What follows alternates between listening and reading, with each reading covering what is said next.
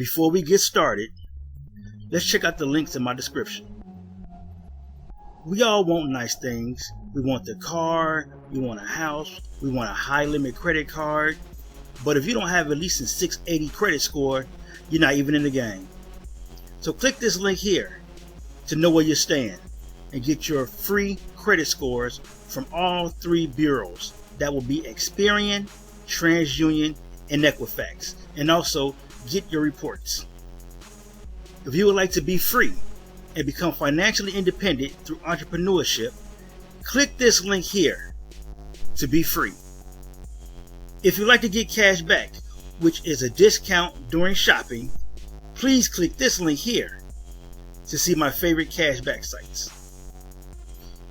And if you enjoy the music you hear in the background, please click the link here and subscribe to It's Oasis. Hello everyone, welcome back to Community Wealth.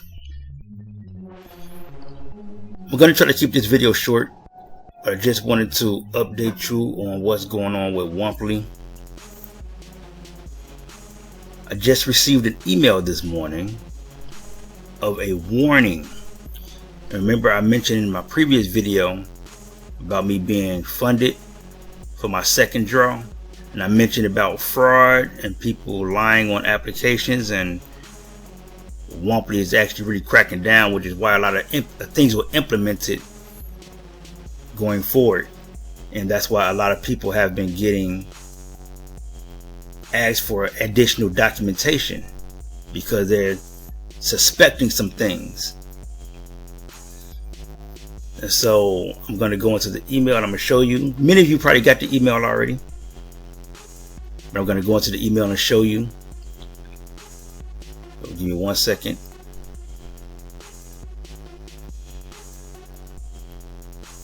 Okay, so here's the email. It says Womply, important PPP warning and updates. Okay, it says Womply has seen an alarming increase in attempted PPP fraud.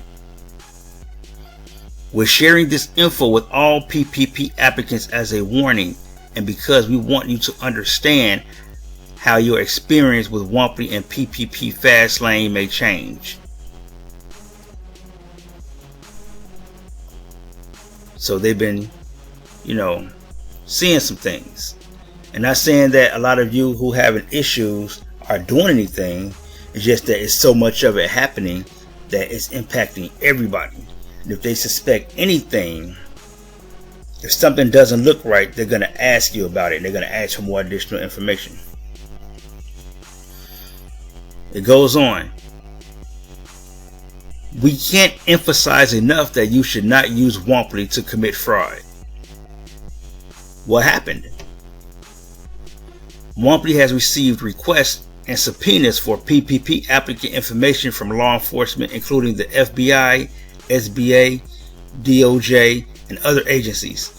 We've also seen a large increase in the submission of fraudulent documentation, which is causing us to deny or cancel applications. Womply will not notify you if you are under investigation or if we provide your data to the government. Then it goes on to explain what is PPP fraud. If you lie on your application or provide fake documents, then you are committing fraud and stealing money from the intended beneficiaries of the PPP program. For example, it's fraud to upload false tax forms that are contradicted by IRS data. This is easy to catch, and the punishment for this conduct can be severe. Remember, I explained to you how if your tax records don't match up from now or all of a sudden you get the Schedule T, but you never submitted a Schedule C before. Remember I was explaining that in the last video? How you submit the Schedule C for $100,000 to get $20,000 and you never submitted a Schedule C before. So all of a sudden you just made $100,000 your first year. You never submitted a Schedule C for 2020. You never submitted a Schedule C for 2018. But all of a sudden you got this 2019 Schedule C for $100,000. Now, it's possible. I'm not saying it's impossible that you can make that much money, but you got to have the data to back it up. If you just submitted a Schedule C, right,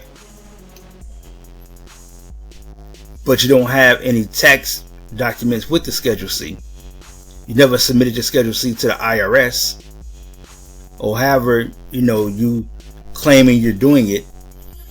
Every time I file taxes, I send a Schedule C with my taxes. Every time. That's how you're supposed to do it.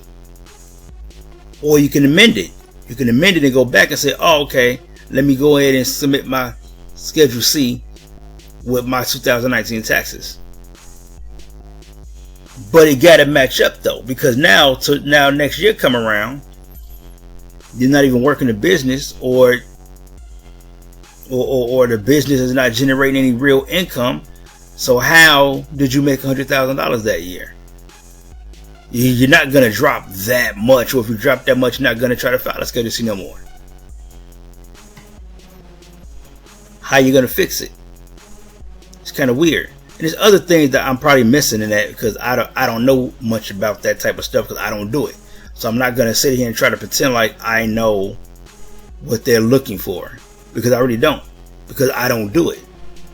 So I have no reason to try to figure out, what are they looking for? I just know when I file taxes, I submit my Schedule C with my taxes. I know that. So I should say I submit my Schedule C with my 1040. That's what I do, and I know that's how you're supposed to do it. Even when I submitted my information to Fastlane, I submitted my full tax form. I submitted the 1040 and the Schedule C. That's what I did. Some people just submitted Schedule C. That's all I already had to. But I knew I didn't want any issues, so I submitted everything. So they have everything on file. Submitted to Womply. I submitted that same information to SBA for the EIDL.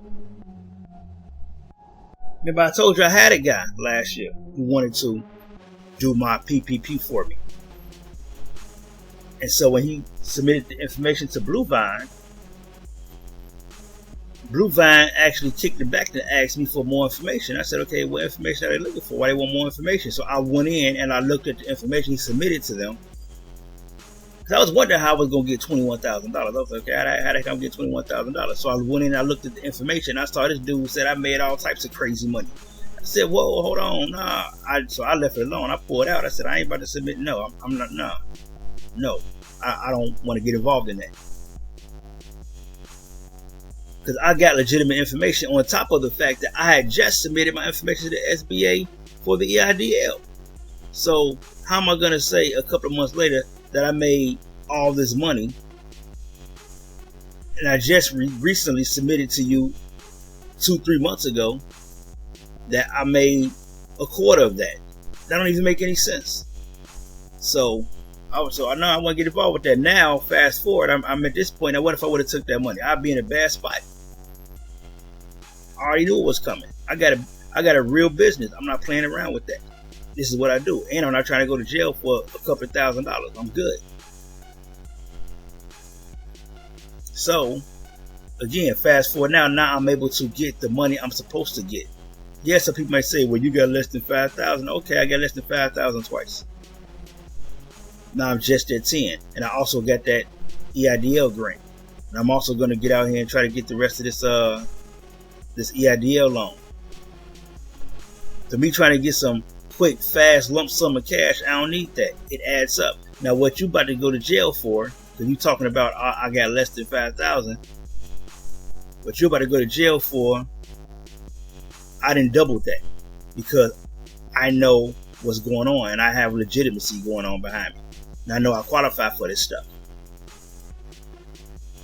So keep playing if you want to. You see, the letter came out now. So let me finish it. Why does it matter? Fraud is a serious federal crime. If your application is fraudulent, your loan won't be forgiven. Remember, I mentioned that to you before. Your loan won't be forgiven, and you will need to pay it back with interest. You may also be subject to fines and other penalties, including the loss of government benefits and jail time. Your loan data will be published. If you get a PPP loan, your name, address, and loan details will be published forever on the internet. And I clicked that link and it went here. It talks about the Paycheck Protection Program. The bailout was $522.95 billion. The average bailout was $101,409. Of course, I didn't get none of that. I wasn't even close to that, as you already know. And it explains, you can go over this because I'm pretty sure everyone got an email. You can go over this, but this is where you enter the information. I put in my business name and it didn't pop up, so I guess it's not in the data system yet. But I saw some names similar, and I saw the amount, so it had the address and everything on there. So this is where your information is at. They can just go type it in, boom, boom, boom, and they pull your information up. All right. Let me go back over here. Now, what they call it is a mistake. It wasn't a mistake, it was intentional, but they're going to call it a mistake, I guess, to make nice of it. If you've already received your loan, you can repay your lender at any time. We strongly encourage you to do this if you are uncertain about whether you should have received a PPP loan. Neither Womply nor your lender can provide you advice on the subject.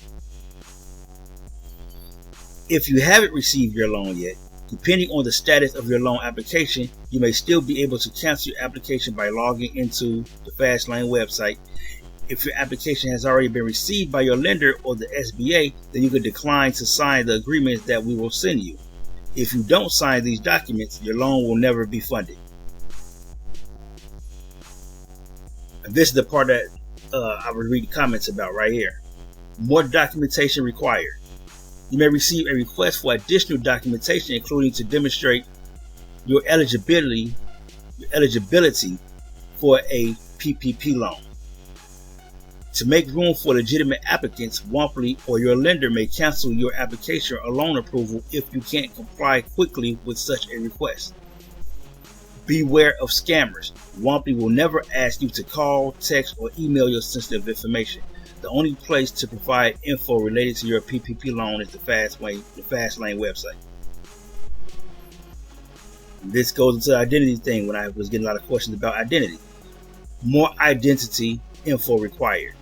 To protect individuals from identity theft, we have already tightened our identity check requirements in multiple ways.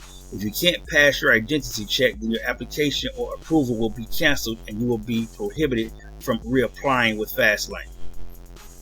Funding will become more difficult. Bank accounts associated with fraudulent applications will be banned, and we will recommend to the bank that associated accounts be closed. Forgiveness will require more documentation. So here's a lot of questions people have been asking as well in the comments. Again, that's why I always say refer to the SBA website. But of course, your lender and Womply, they will also go into this. Forgiveness will require more documentation. Given the increase in attempted fraud, Womply or your lender may require the submission of additional documentation when you seek loan forgiveness. Fraudulent loans that were funded will be discovered at that stage. Forgiveness will be denied, and those borrowers will be reported to law enforcement. This refers to the affiliates and commissions with payouts. That's if you was doing it that way. I know I was, so this kind of goes with me, but I'm gonna read it anyway. Enhanced identity checks will be required for all referral and affiliate partners prior to future payouts. Referral and affiliate accounts associated with fraud will be canceled without payment. We're very saddened that the increase in fraud is forcing us to send out this message, particularly because we know the vast majority of borrowers are deserving, eligible businesses. We will seek to address potential fraud in a manner that minimizes the negative impacts to legitimate borrowers using our platform. But again, if you committed fraud, you should be aware. Womply is cooperating fully with law enforcement. If you received a fraudulent loan, you should repay that loan now to minimize the harm you will suffer as a result of your conduct. Now, I don't know how they're minimizing it because it's affecting everybody apparently. And I know the majority of the people that's watching my videos, that's commenting and everything, I consider you friends now. I know the vast majority of you are not doing fraudulent loans. I can kind of tell by some of the comments if you're trying to do bogus loans I just don't go in there and point you out like that. But I can kind of tell, so I'll answer accordingly. And you can kind of tell the way I'm answering that I picked up on some nonsense. And you might be legit, but a lot of the stuff that I'm reading sounds iffy.